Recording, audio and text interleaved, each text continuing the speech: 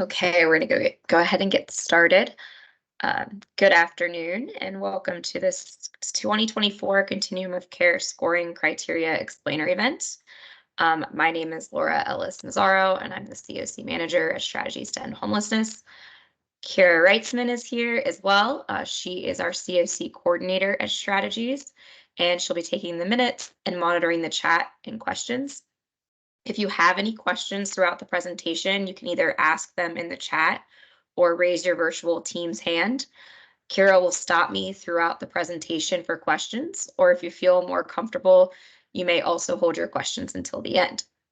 I do not anticipate this going the entire 1.5 hours. Therefore, if we have time, I can stay on after the presentation and answer any project or agency specific questions as well.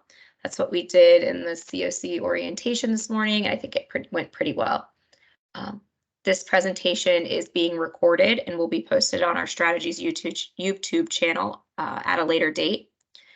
I will be sending the minutes, a copy of the PowerPoint, a copy of a blank PDF scorecard, as well as the Excel version of the scoring criteria, and any other material referenced in this presentation. We will send that to everyone who was registered or attended after the meeting. We'll also be posting this information on the Strategies website. So here is the agenda. We're going to be going over we're going to be doing a COC application overview. We're going to be reviewing system performance measures, FY24 scorecard changes, the Cincinnati Hamilton County application timeline, community prioritization event, post-event expectations, and then again, we will have time at the end for any additional questions folks have. I do see some faces in this call that were also present in the COC orientation this morning, so I appreciate you attending both presentations. You may find a couple of the slides are a little redundant. However, this presentation was designed to go in more depth for renewal grants specifically. All right, here's one of those redundant slides. So how does a project get into our COC's application to HUD? All projects must meet threshold requirements, which includes being a nonprofit, having an accounting system, and conducting a financial audit. Provide match funding, so all funds except for leasing must provide 25% of cash or in-kind match. You must be funding eligible activities in an eligible project component. And you must participate in our HMIS and coordinated entry system. New this year, we're completing a Housing First Fidelity form, which you should have already received, during the intent to renew and apply process. Previously, only renewals with 1 full year of data were required to complete this document, and it was completed as a scored measure. However, when completing the COC application last year, there was a question asking how we measure Housing First Fidelity for all applicants. And it was determined that only those renewals with that 1 full year of data were completing that Housing First form, not our new applicants or renewals with less than a year of data. So now everyone's going to be completing it to make sure everyone is operating using the Housing First Fidelity. The previous form was modified to align with the Housing First assessment completed at monitoring, so there were some question changes. The monitoring process will continue to ensure that projects are utilizing a Housing First approach as described in the application that you submit. There was an error identified by some COC organizations, so I will be sending out a new version today if you haven't already received it. If you've already completed and submitted the document, I'll make a note of this by sending a formal email confirming your Housing First submission, your score, and you won't be required to submit. So projects must meet 6 points in order to be considered Housing First, therefore eligible to apply. If you do not meet those 6 points, you can make an appeal to the clearinghouse for whatever reason that you're not Housing First, you can appeal that to the clearinghouse. New projects are required to schedule a meeting with Strategies after the June 3rd deadline of submission of an intent to apply for a new project. Even if you are an existing agency applying, an existed funded agency applying for a new project, you're still required to meet with Strategies, just to go over your project plan and your budget and making sure everything is eligible and, good to go. For new projects, 60% of program funds requested must have a housing focus, and new projects must have established healthcare partnerships. New agencies are required to undergo a risk assessment. I don't think we have any new agencies on today, but if you do and you want a copy of the risk assessment, if you are a new agency and you want a copy of the risk assessment, I can send that out after this call. Additionally, HUD prioritizes rapid rehousing projects by giving 10 additional points for new rapid rehousing projects, or they have historically. Therefore, new PSH projects are eligible to apply, but will not receive those 10 additional points in the actual application. Renewal projects with at least 1 full year of data, so 1 full year, must also meet pre-measured elements, which include expending your grant previously. If you are underspent, your renewal project will be subject to the expenditure threshold policy and may have a reduction in funding. That policy is on our Strategies to End Homelessness website. If you need assistance finding that, please let me know via email. You can send me an email and request that information. Renewal projects with at least 1 full year of data will be scored amongst other like project components, which we'll be going over in detail today. So your outcomes definitely matter. If a project scores in the bottom 15% of the project list, or is a new project, or new this year, which we're going to go over, is an SSO project that does not meet the threshold that we'll be reviewing today, they will be required to present at the community prioritization event. This is where the community's perception of the value of the program will finalize the placement in the ranked list that is submitted to HUD with the COC application. So as the collaborative applicant in UFA, Strategies submits both the COC's application and all project applications to HUD. So the COC application encompasses everything the COC does and produces year-round. In the narratives, we talk about this explainer event, orientations, the governance charter, how we determine where someone is placed where a project is placed in the ranking list. We talk about all the awesome work that the work groups and the subcommittees do all year round. How we include people with lived experience of homelessness, how we include racial equity in the work that we do. All of that and more is in that COC narrative. The COC application also is written by Strategies, but it is reviewed by the Homeless Clearinghouse, and we do post it on our website, and we post it annually for public comment prior to submission. So you'll get an email when it's posted. It's in the fall before we submit to HUD. The COC application is scored nationally by HUD. The project applications are information provided by agencies requesting new or renewal grants in partnership with Strategies. So that's when Strategies reaches out and say, okay, your COC application made it through the scoring process. You're going to be on the scoring. You're going to be in the list sent to HUD. We need your narrative and information, your budget and your household served and all of that to submit to HUD. Strategies works closely with the agencies on those applications just to make sure that they're in compliance, that we're not saying anything that's against regulations or is not accurate. So yes, so Strategies and agencies work together on those project applications. They are all submitted by Strategies to End Homelessness. Project applications must pass a capacity review, which is conducted by the HUD field office, and the project applications, as well as the COC application, like I stated, are scored nationally by HUD.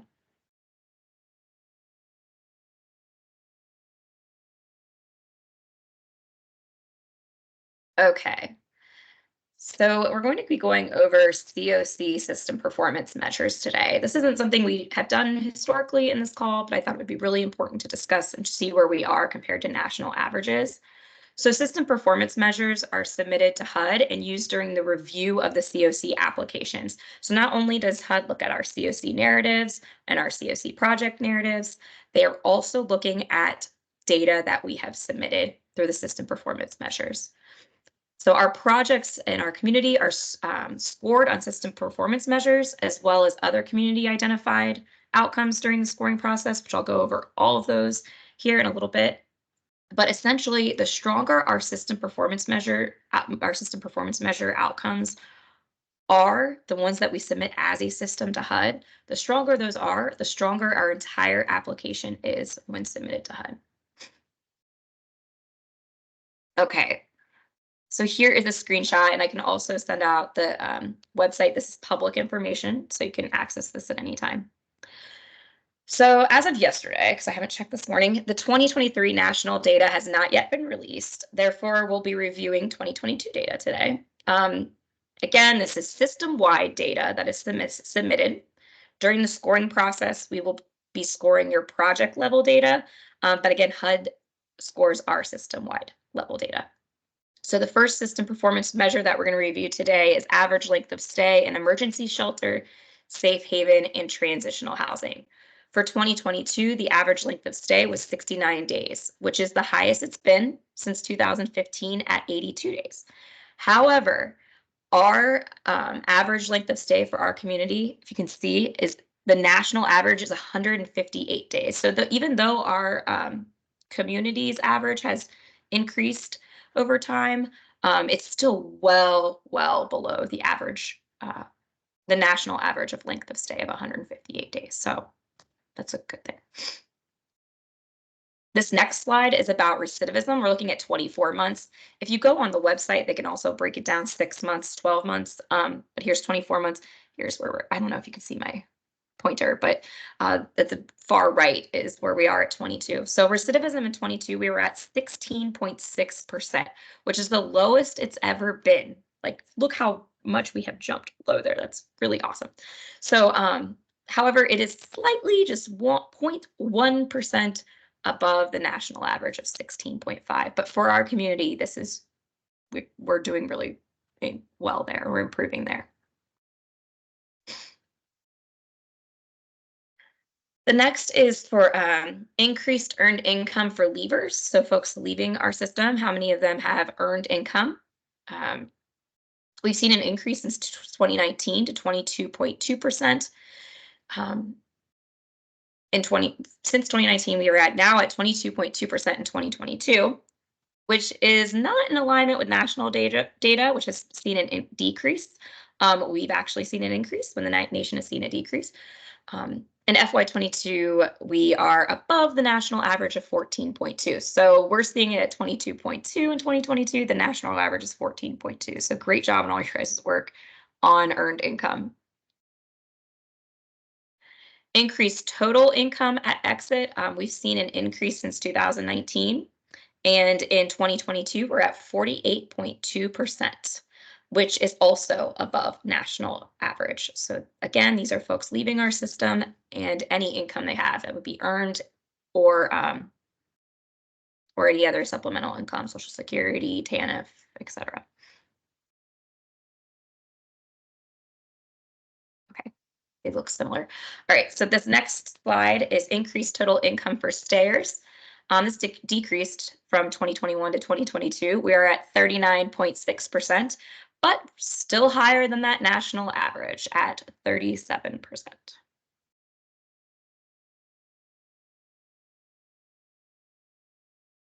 That was total income. Yep, total income. The next slide is first-time homeless. We have seen an increase since 2021 to 2022. It's hard to see, but that's 3,761 first-time homeless folks in 2022. So even though that's been a slight increase from 21 to 22, it has been trending downward since 2018.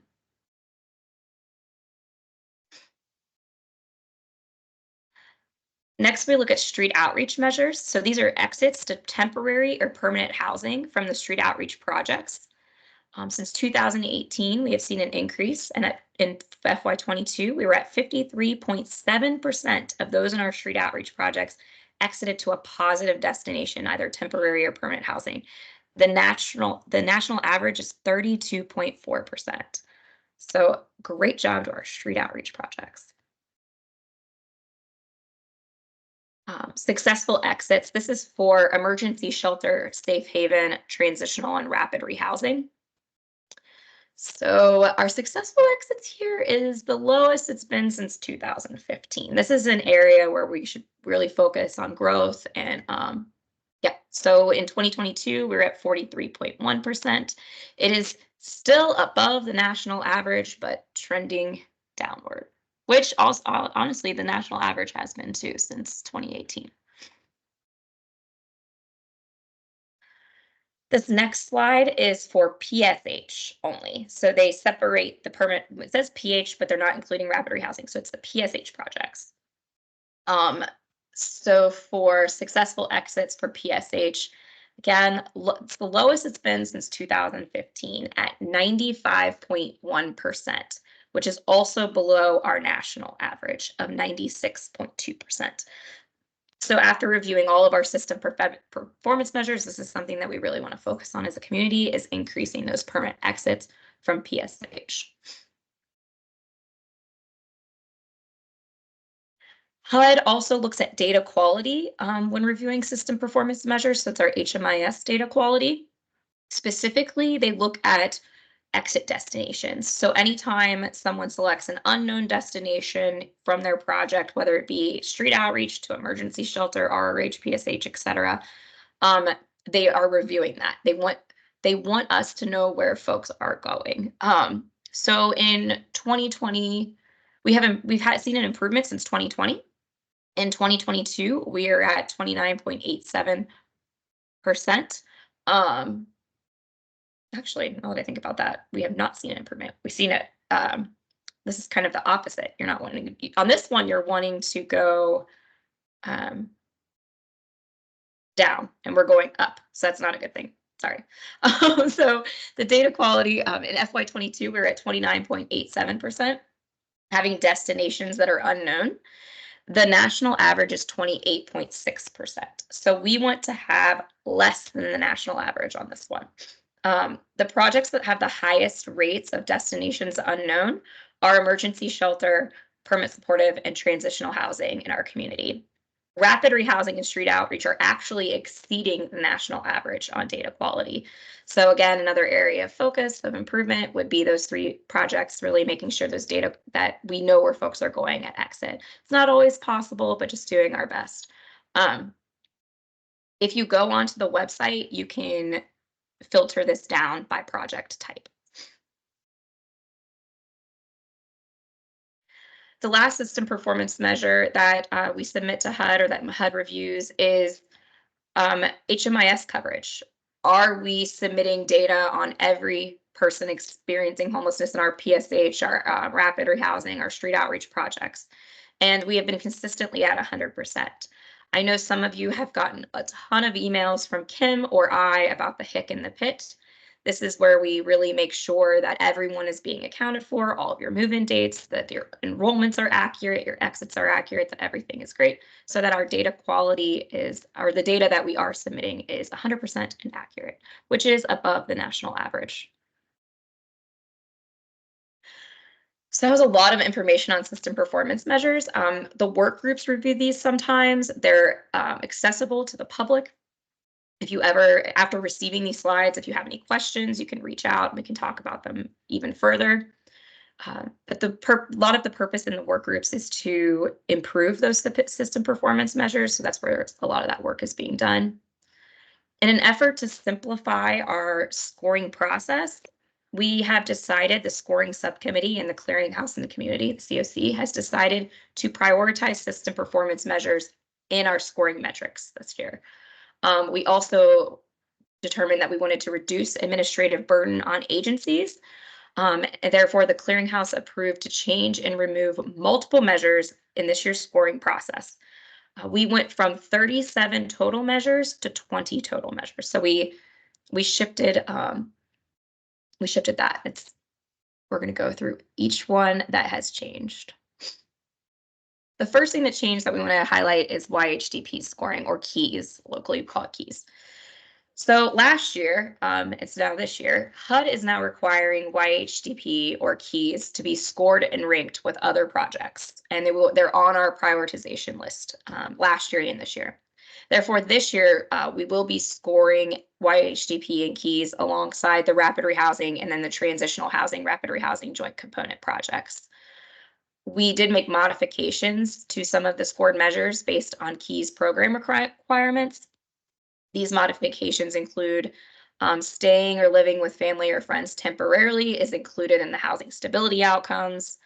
In school full time is included in the income outcomes.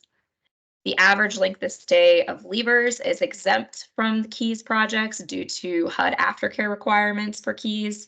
And KEYS is lucky enough to be exempt from match this year.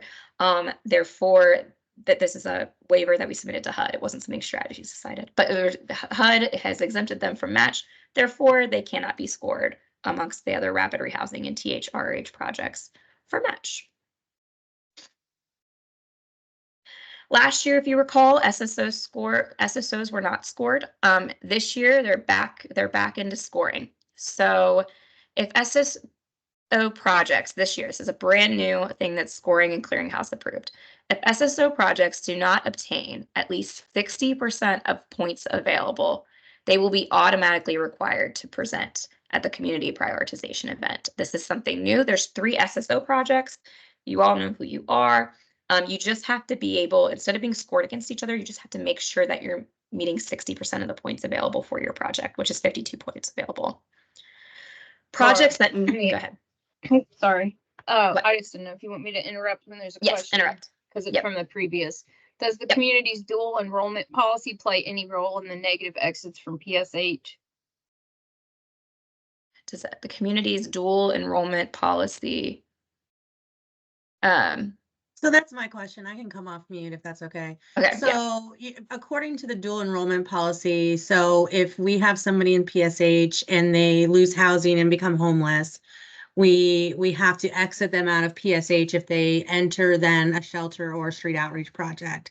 And then we do another enrollment into like a new enrollment without a move-in date yet.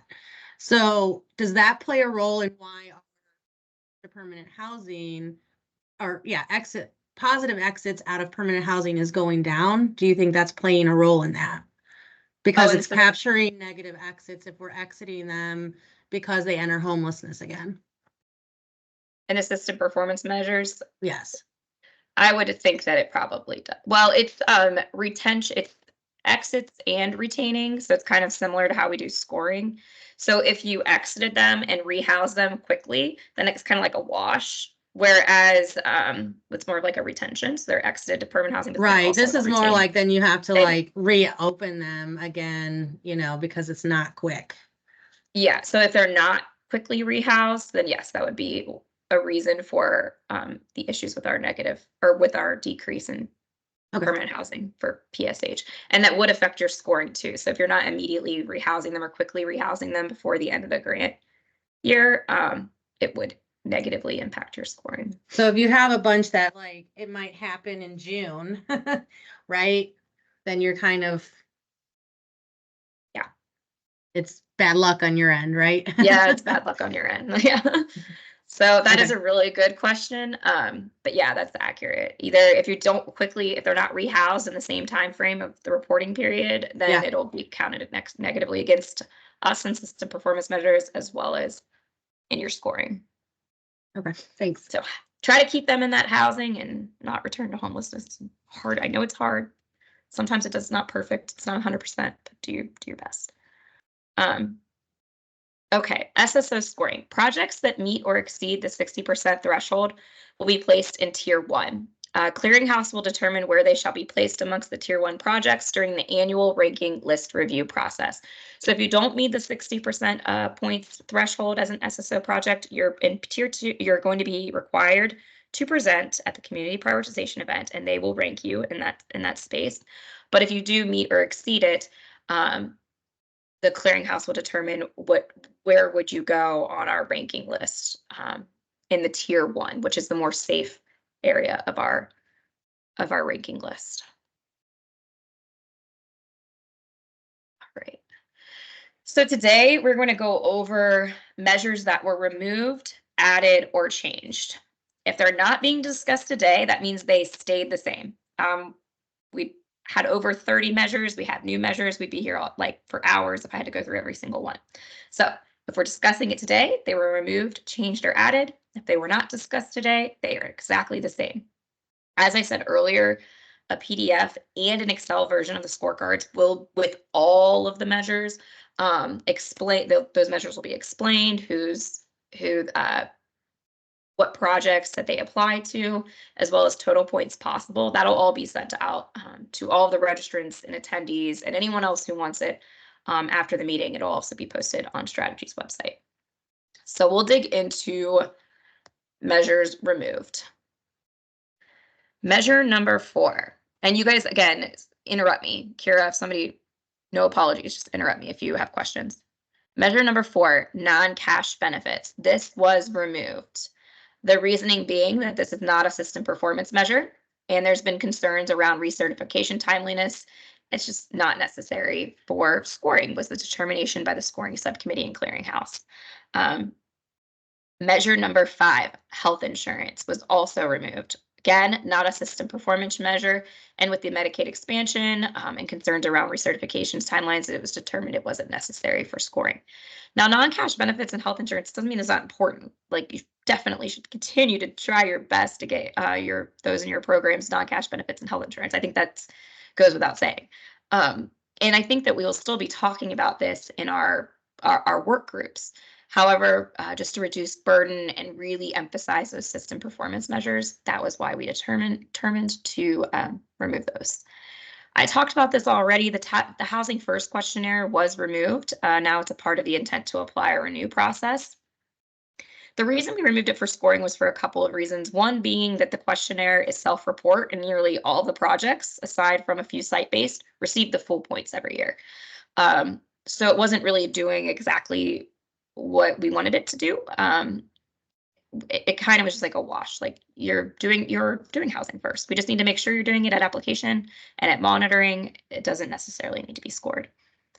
Measure 12, housing versus supportive services spending, was also removed. And this is because organizations with robust services and quality compensation for staff were being penalized by this measure. We're still going to be looking at data, and strategies could present that annually outside of scoring. That was a request from the community. However, from a scoring perspective, scoring subcommittee and clearinghouse didn't find this to be as necessary or beneficial.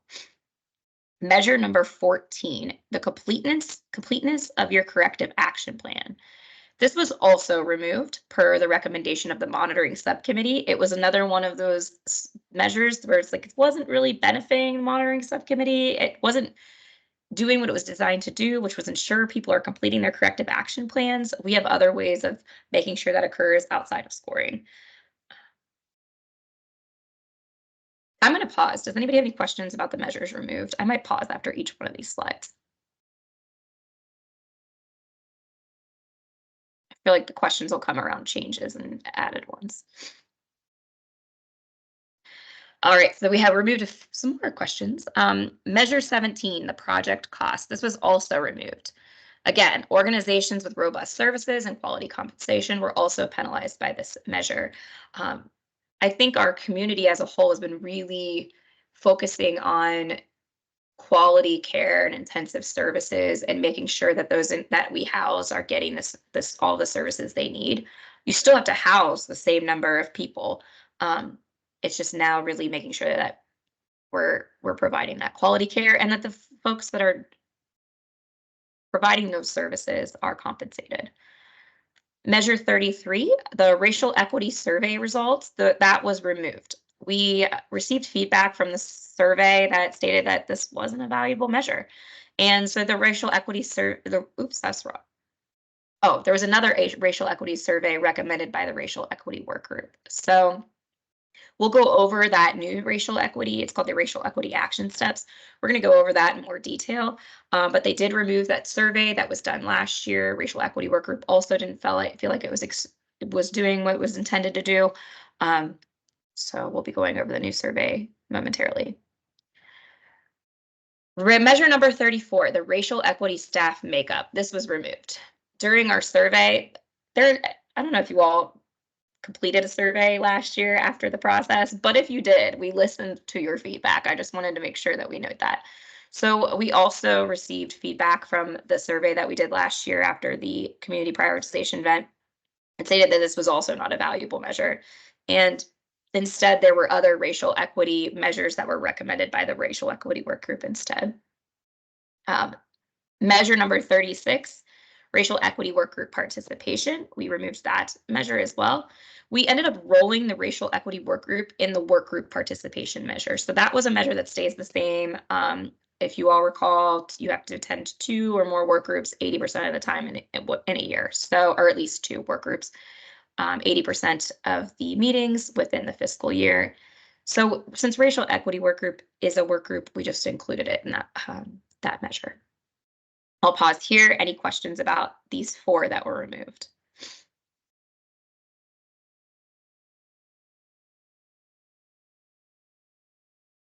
Okay.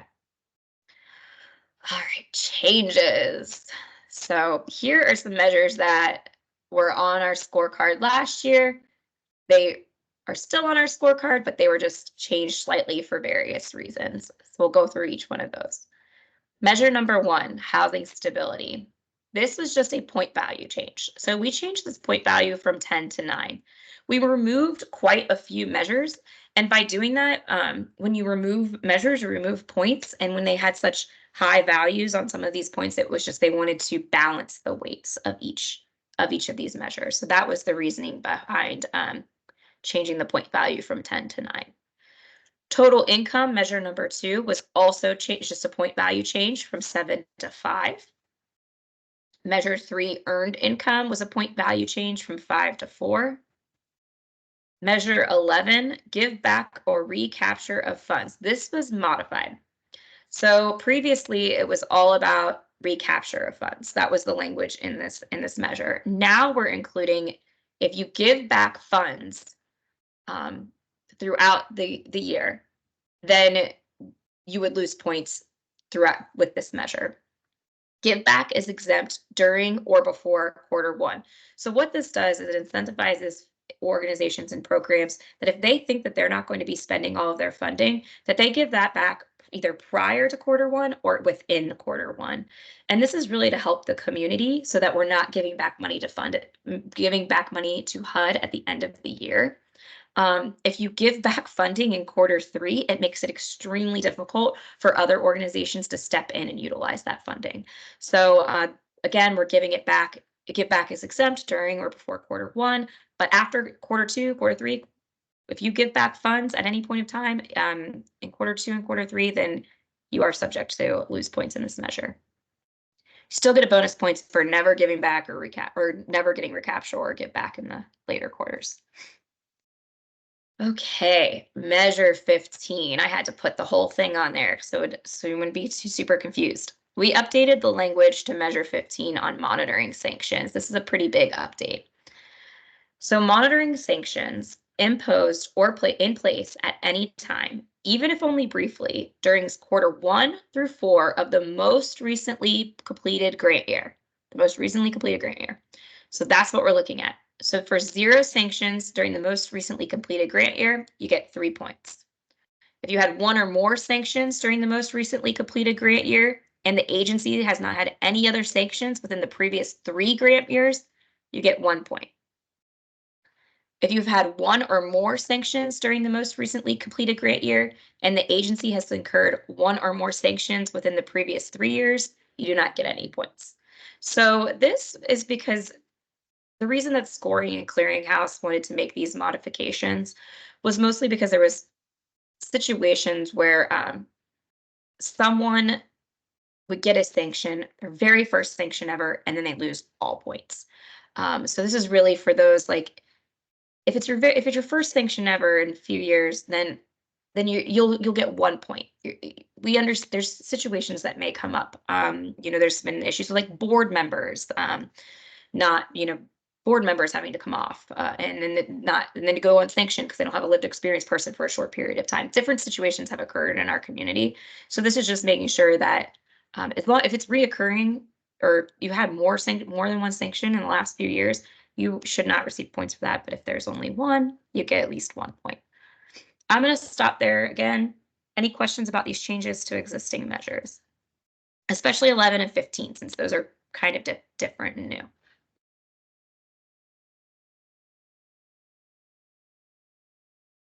If you had a new project start and it was after the fiscal year started, and maybe I talked to you offline, and you're not scheduled to spend everything by Q4, is it going to affect your scoring?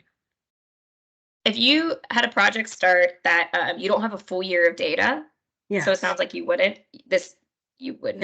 It would be then for next year, right? Yeah. Like scoring for next summer. As long as you spend your money the next year. Yeah. Right. You wouldn't be Okay. scored. That's what I thought. I just wanted to clarify. Okay. Yeah, it's a good question, and I'm glad you asked it to the group because I've gotten that question from others before.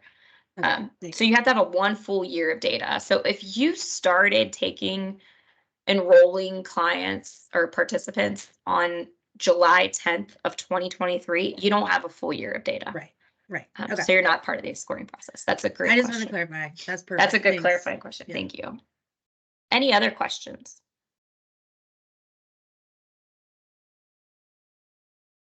All right, more changes. Measure 18. As many of you may recall, we've been doing coordinated entry. When we've been reviewing coordinated entry data and scoring, we've been using an Excel spreadsheet. And I know that Jamie and Tia are super delighted that we have changed that methodology to HMIS. So no longer are we handling a manual Excel spreadsheet. You will not be receiving an Excel spreadsheet. We will not be sending it back. You're going to be getting HMIS reports.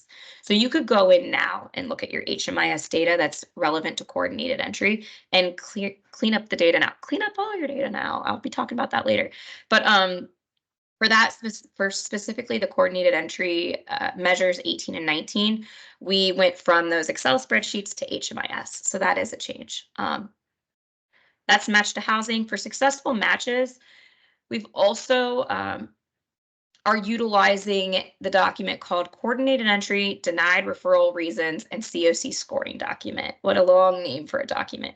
This document has gone through all of the work groups. This document is available. We will be sending this document with your HMIS, your Coordinated Entry HMIS reports. I can send you I can actually send it with the other stuff we have. Let me write that down. I can send that today to everyone. Coordinated Entry document, just so that you can review it. But you should have been utilizing this for, I think it's been around for at least a few months. We're in May, at least 5 months. So that is how we're going to determine whether or not it was a successful match based off of that that document that explains each option. Measures 20 to 28 project populations.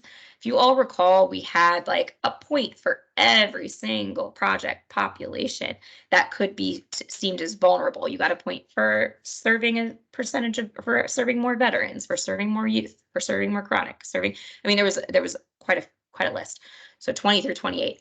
We condensed all of those into one. So we decided that projects will get 3 points if they served at least 50% of their 50% of their project population was at least one priority population. So as priority populations haven't changed, it's just how we're scoring it has. So you get 3 points if you've served at least 50% and at least one of those priority populations. It was like there's sometimes projects, they'd serve 6 veterans, and that was more than the rest of the community. So they were getting points for that veteran population. That was, even if it was only like a small percentage of their of the folks that they served. Measure 29, HMIS data quality PII. So we changed points available from 3 to 1. Measure 31, HMIS data timeliness. We changed points available from 3 to 2. Again, we were trying to do this weight distribution with the changes in the different, removing a bunch of measures. Here's one that's been updated. Measure 37, project outcomes disaggregated by race. The available points here is 1. Last year it was 0. So we didn't score this, but we did report out on it. There is a report and clarity that we run to determine this. So each outcome measure is worth 1/3 of a point. So the outcome measures, it compares non-white head of households income at exit, positive exit, and successful matches to white head of households within your projects. If non-white head of household outcomes are the same or greater than white, you receive 1/3 point each. So even if it's this exact same or a 0.1% greater, you receive 1/3 of a point for that. What this is measuring is to just ensure that we're providing the same quality of care, the same in services to both our non-white and white heads of households or families that are experiencing homelessness. And by doing that, we're looking at the incomes at exit, positive exit, and successful matches. This was a recommendation by Racial Equity Work Group. Again, it was on the scorecard last year. You just didn't have a point associated with it.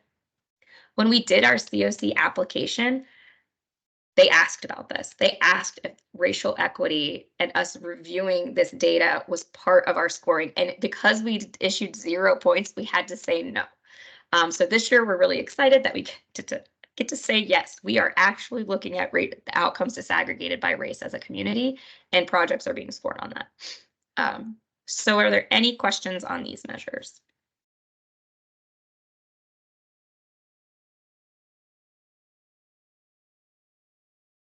I must be explaining things very well.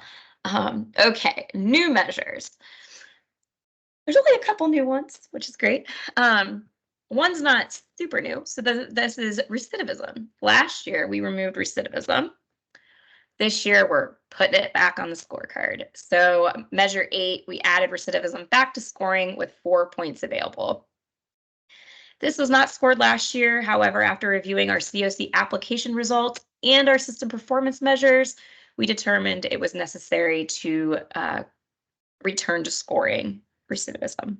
We'll also be reviewing recidivism in work groups. We've been doing that all year long, last year, for as long as I can remember. So yeah, we'll be adding recidivism back. Also, measure 35 is the racial equity action steps. This is new. It's replacing the hunger-free survey, and it was recommended by the Racial Equity Work Group. I'm about to jump into everything what that means. So does anybody have any questions about recidivism before I talk about the racial equity action steps? Okay. If I don't have questions on this, I'll be very surprised because I've already received questions in my email. So racial equity action steps. All right, so strategies, the CoC and the CoC Racial Equity Work Group want to acknowledge that we are operating within a system that perpetuates racism within our homelessness system, and that many factors impacting racial equity metrics are completely outside of our control.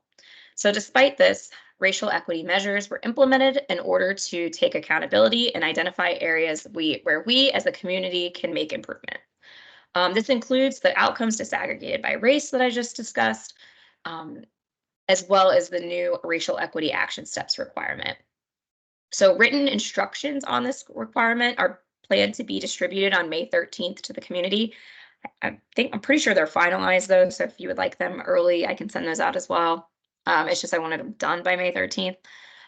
So here we're just going to dive into the racial equity action steps. So in 2023, the CoC's Racial Equity Work Group developed, distributed, and presented the Racial Equity Action Step document to CoC funded agencies. This was done in work groups. This was done, we had agencies contact us directly. Jamie Hummer did a lot of this work. So I say we, but it was mostly Jamie and the Racial Equity Work Group chairs. So the Racial Equity Work Group chairs, Jamie, a bunch of folks from the Racial Equity Work Group have met with agencies to talk about this action step document, have presented it to every single work group in our community. It was adopted as like a best practice. These are the action steps that we would like to take to be more equitable in our system. So all CoC funded projects applying for renewal for fiscal year 2024 that have a full year of rent, or full year of data, not rent, data, are required to complete at least one item from at least 4 of the 5 identified categories in the Racial Equity Action Step document. and they must provide appropriate documentation for each item completed. So those 5 categories where you have to pick 4 out of the 5. You have to do one thing from 4 out of the 5 of these categories. There's a category on committees, creating liberated spaces, staff equity, trainings and information sharing, and systemic strategies. So when you receive that racial equity action step document, they'll have like examples of documentation for each of those categories, give you examples of ideas to do, which you should already have the information on ideas to do. But actual documentation examples will be provided in writing in that document. So again, one task, one item from at least 4 out of the 5 of those categories.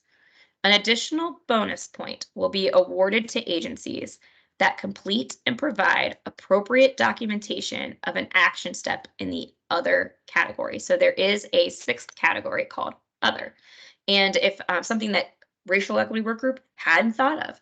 So if you do something additionally, so you do the 4, if you do something even above and beyond this document and you submit documentation, you get a bonus point. So like I said, examples of acceptable documentation will be noted on the racial equity action step instructions document. If you are unsure at any time if a document is acceptable, please contact us at nofas@endhomelessness.org by Monday, July 1st, as the racial equity action steps document will be due July 8th. So you have some time to complete that. We know that obtaining documentation might be difficult, but we wanted to give you at least until July 8th to work on this measure. So a maximum of up to 5 points will be rewarded, as I've already described, like at least 4 times. So you have to complete at least one action step within 4 of the 5 different categories. You get 1 point each, so for a total of 4 points if you do one, and then completed one action step within other categories, so you get 1 bonus point. So say you only complete one action step out of 2 of the categories, and then you get 2 points. It's not if you complete 0, you get 0. If you complete 1, you get 1. So that's kind of how that works. This is a brand new measure. It was discussed at length, but I know it's new to you all, so I just wanted to see if there's anything that you guys want to say, comments, questions. We're hoping this stays the same for next year. I think that's the goal. So it'll be this year, and when we do scoring in 2025, this will be the same document. So anything to add or ask?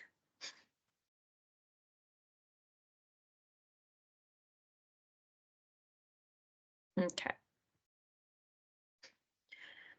I'm going to be sending out a copy of the timeline with the materials. This is what it looks like. You should have already received a copy. If you haven't, you'll receive it today.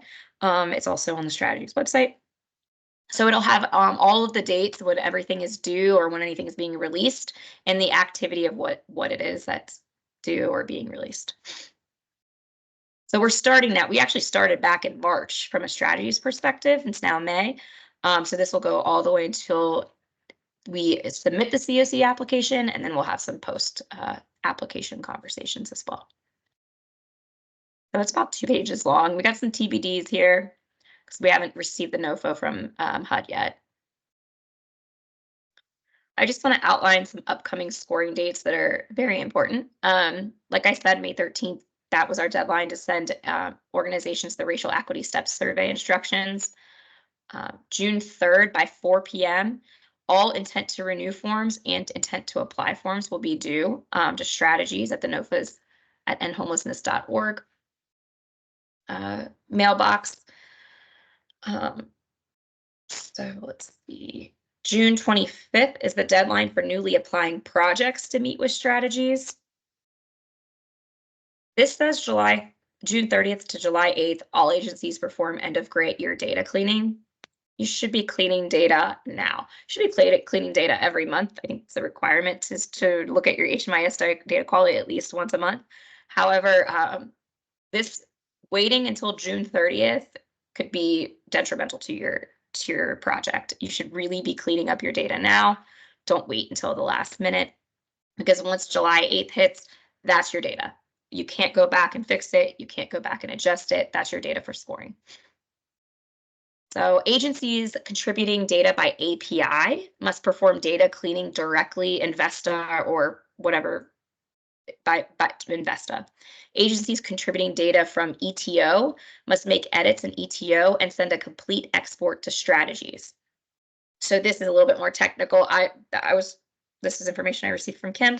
So if you have questions, if you're an API or ETO, if you're any of those acronyms, then you should contact HMIS support with any questions about data quality, data cleaning, API, how the API works. All of that goes to Kim Manning's team and HMIS. They're the experts there. But for all of the other organizations who do direct data entry into Clarity, if you have questions, reach out to NOFAs. You can reach out to me and start cleaning now. Community prioritization events. If you were in the COC general orientation, you have heard this, but for everyone else, this will be brand new info, or if you're in scoring.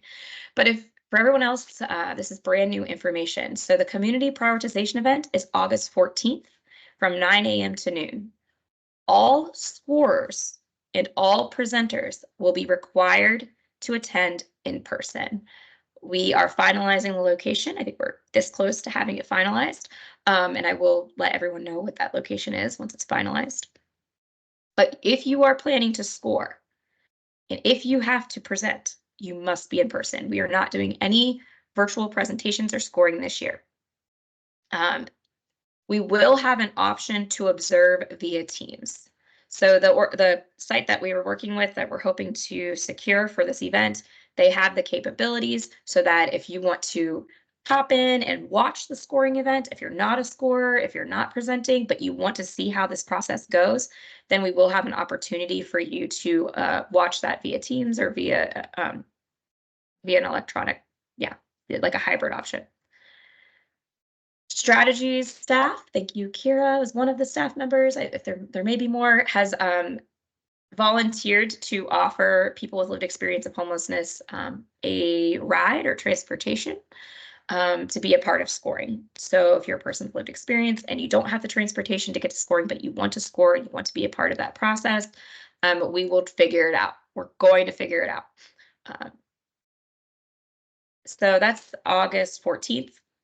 I skipped a ton of other dates on there, but August 5th, strategies will notify agencies required to present at the community prioritization event. So if you are required, if you're a new project, you're required. But if you're in the bottom 15 or if you're an SSO that didn't meet the threshold score, then we will be notifying you on August 5th. Also on August 5th, all COC funded organizations are required to participate in scoring, like scoring others. We have a maximum of 2 scores per agency. By August 5th, I need to know those names. Honestly, I probably, now that we're in person, I might be reaching out a little bit before that because we really want to make sure that we have a good count on that August 14th number if it's going to be in person. August 6th, strategies will release a preliminary priority list to the community. August 12th, that's going to be prior to the scoring event. This is where everybody landed prior to scoring. August 12th, presenters' PowerPoints will be due to strategies, so you'll be sending them to me. In years past, we had like a little run through on how to present in Teams. We won't be doing that this year, so just make sure you know that your PowerPoints look good and that you know how to present in live. I haven't presented in live since 2019, so I have to do a refresher for myself. August 14th, I already talked about. August 16th, strategies will notify the community of ranking results from the community prioritization event. So we'll be giving you the new list. So you have the list prior to the event and the list after the event. Let's see. So the community prioritization event. If you are required to present at community prioritization, you will be required to have specific components in your presentation. For renewal grants who score in the bottom 15% and the SSOs that do not meet the 60% threshold score, you will be required to provide a plan for improvement for each low scoring metric. A couple of years ago, we had a bunch of other stuff that we wanted you to present on, but last year we decided we really want to hear your plan for improvement. How are you going to improve those scores? Because how you perform impacts our whole community's application. A lot of things impact our community application, but those system performance measures are super key. Newly applying projects will need to describe their healthcare partnerships, which is a HUD requirement, your capacity to operate the program, your target population, your anticipated number served, how your project addresses gaps in the system or improves the system, and you should provide an overview of your budget that you are planning to implement. So that is the community prioritization event. Does anybody have any questions aside from where is it going to be? Okay. Almost done here. All right. After the event, last year we did this, so we polled attendees, not just to identify if the in-person worked or virtual or hybrid format, what do you like best? But we had a lot of questions in our poll about our survey about what could be improved about the scoring process, the community prioritization event. The survey results that we received last year really formed how we're conducting scoring this year. So removing metrics, changing some of those measures, going in this in-person hybrid, that was because people said they wanted to see each other again. They wanted to meet in person. All of that. So please, when you get the survey, I'll remind you, please complete it because we do listen to what you have to say. The project application, we haven't received the NOFA, so it's usually typically due, strategy submits it in the fall. Project applications, we request them from COC projects in the fall and we submit it in the fall. It's pretty short deadline timeline. Last year, we really want to do a post-scoring event. So how did you do? That's another request that came from the survey. Like, okay, so where are our 2023 system performance measures since we talked about 22 today? How did people perform? Where are we seeing the strengths and gaps in our system? So that is something that we'll do in the fall after the application is submitted. Award notice from HUD is likely early 2025. Issues and conditions is usually spring of 25, probably in that process right now. Match funding MOUs, I've seen some emails about that, so I know that you're all starting to talk about match for this coming year. All of that will be due for this funding period for next year. So when we're talking about scoring, people get confused a lot, but the subrecipient agreement with the strategies term for this scoring process will be July 1st of 2025 through June 30th of 2026. Seems like it's forever away, but it'll be here before we know it. I think I've said this a few times. We have not received the NOFO. It has not been released. When it is, we'll let everyone know. So at any of our timeline, anything may be subject to change based on that NOFO. If hopefully it doesn't change too much, but little things have changed here or there. Last year, YHDP wasn't a part of prioritization. Then like 2 years ago, then last year they changed it at the last minute. So things happen. All right, I'm gonna just reiterate because I got to get this question all the time. So we're going to be sending a copy of the minutes, this PowerPoint presentation, the COC timeline, a blank scorecard, the scorecard in Excel format. That's how we sent it last year as well. Intents to apply for new funding, housing first questionnaires. And I'm now going to do the coordinated entry document for HMIS match, successful matches. All of that will be sent and distributed to anyone who registered or attended today's event. We also recorded this presentation. That'll be on the strategies YouTube. That does take a little bit more time. Don't wait on that. The other documents will be in your inbox before it'll be posted on the website. So I just want to open it up for any last questions, any comments, any thoughts. I don't know if anybody from scoring's here that wants to say anything else, but yeah. Okay. All right, so if you're interested in being a part of developing the scoring process, we're always accepting new members of our scoring subcommittee. It is open. Anyone can join. You just have to email me and let me know. We meet virtually the first Wednesday of every month from 3 to 4 p.m.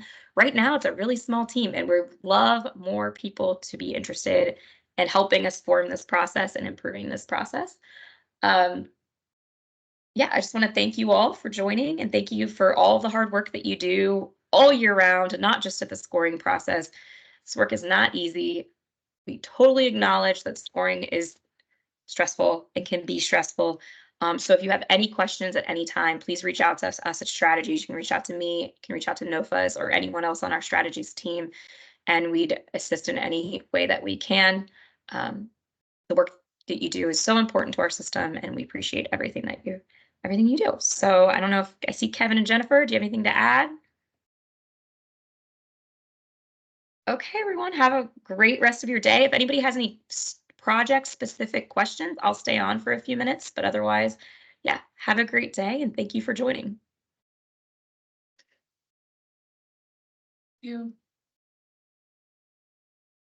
Or I'm going to stay on for a couple questions. Okay. Perfect. Stop.